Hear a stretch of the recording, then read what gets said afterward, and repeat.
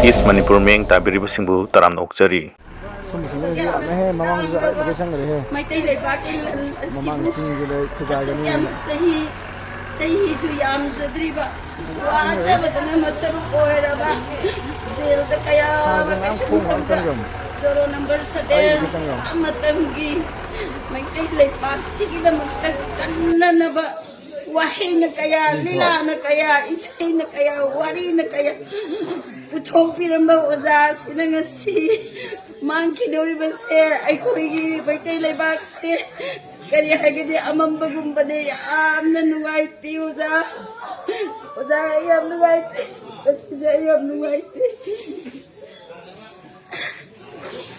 ya ko buma ai rang tim tharong bi meitei si sakpi ai siktani ngon thawang khongda ongjabani chanpa leijare hoje meitei seida sei sakpi ama oina sum haibadina sede mayamgi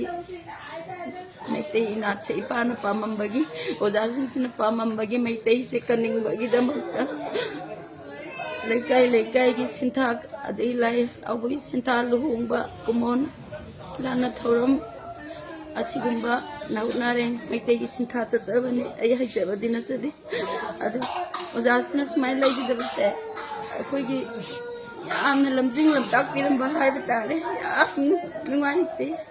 yam nuwaite